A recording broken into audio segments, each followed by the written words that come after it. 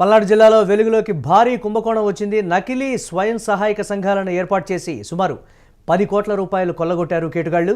మెప్మా శాఖలో నిధుల దుర్వినియోగమైనట్లు ప్రాథమిక విచారణలో గుర్తించినట్లుగా సమాచారం. సీఎం చంద్రబాబుకు నివేదిక పంపారు పల్నాడు జిల్లా కలెక్టర్ కృతికా శుక్లా. స్కామ్ వెనుక ఉన్నటువంటి వారిని వదిలిపెట్టే ప్రసక్తి లేదని సీఎం వార్నింగ్ ఇచ్చినట్లుగా తెలుస్తోంది. త్వరలోనే కీలక అరెస్టులు జరిగేటువంటి అవకాశం ఉందని బ్రేకింగ్ న్యూస్ ద్వారా చూస్తున్నాం. దీనిపై మరిన్ని అప్డేట్స్ మా కరెస్పాండెంట్ సత్య అందిస్తారు. సత్య, దీనికి సంబంధించి అధికారులు ఏం చెప్తున్నారు, ఇప్పటివరకు ఎంతవరకు ఇందులో స్కామ్ జరిగినట్లుగా గుర్తించడం జరిగింది, అప్డేట్స్ ఏంటి? ఎస్ మురళి, పల్నాడు జిల్లాలో అయితే మెప్మా శాఖలో భారీ కుంభకోణం అయితే వెలుగులోకి వచ్చింది. ఇది కలెక్టర్ సదస్సులో అయితే పల్నాడు జిల్లా కలెక్టర్ కృతికా శుక్లా అయితే చంద్రబాబుకి అయితే డైరెక్ట్ గానే చెప్పారు. చంద్రబాబుకి సార్ ఇలా మెప్మాలో సుమారు 10 కోట్లు అయితే ఇలా కుంభకోణం జరిగిందని కూడా ఆమె వివరించారు. పూర్తి ఆధారాలతో కూడా ఆమె సీఎం చంద్రబాబు నాయుడు దృష్టికి కూడా తీసుకెళ్లారు.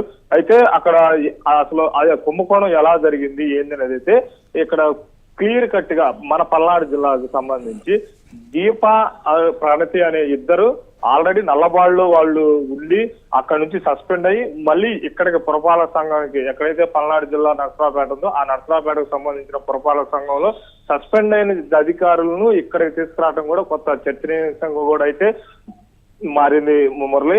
అయితే మనం చెప్పుకోవచ్చు, ఎవరైతే ఈ మెప్మా అంటే డ్వాక్రా సంఘాలకు సంబంధించి ఉంటారో ఆర్పీలు గాని యానిమేటర్లు గాని ఈ కుంభకోణాలకి సహకరించారు, సీసీలు గాని ఇలాంటి వాటిలో కుంభకోణాలకి సహకరించారు. ఎవరైతే డ్వాక్రాకు సంబంధించి అంటే లేని గ్రూపులని క్రియేట్ చేసి డబ్బులు డ్రా చేసుకున్నారని కూడా పెద్దగా ఆరోపణలు అయితే వినపడుతున్నాయి.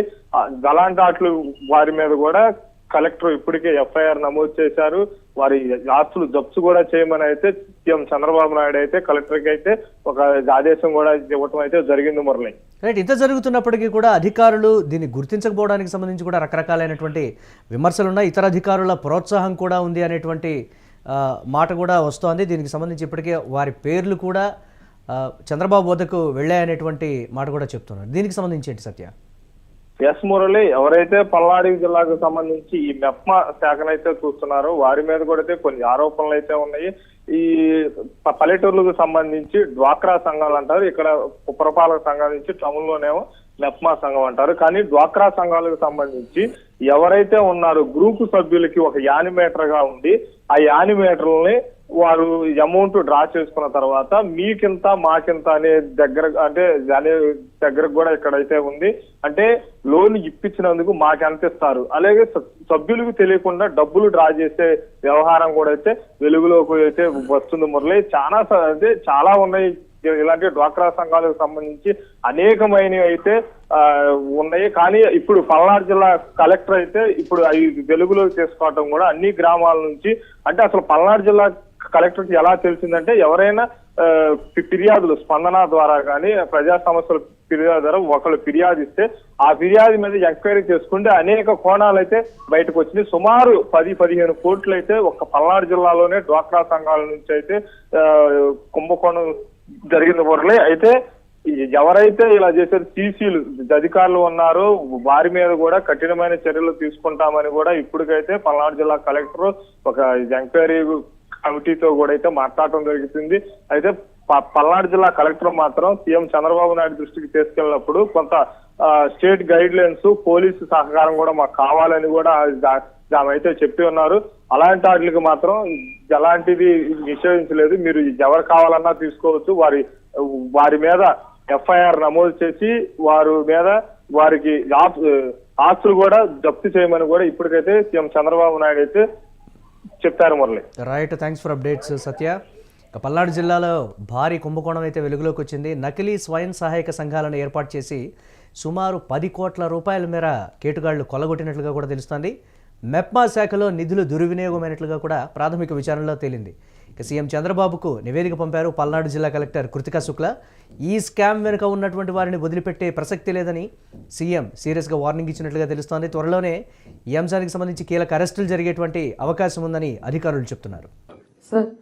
సార్ మెప్మా గురించి సార్, పల్నాడు జిల్లాలో సార్ లాస్ట్ 4-5 ఇయర్స్లో కొన్ని స్కామ్స్ జరిగినాయి. అంటే ఎడ్లపాడులో, అమరావతిలో, నర్సరావుపేట అర్బన్లోనే కొన్ని groups members they have repaid the amount to CC and VOA.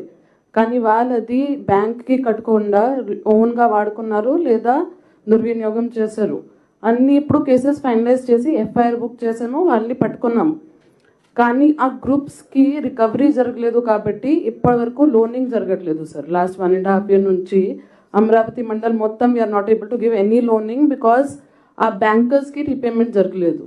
Similarly other mandals also similar problems are there for no fault of the group members.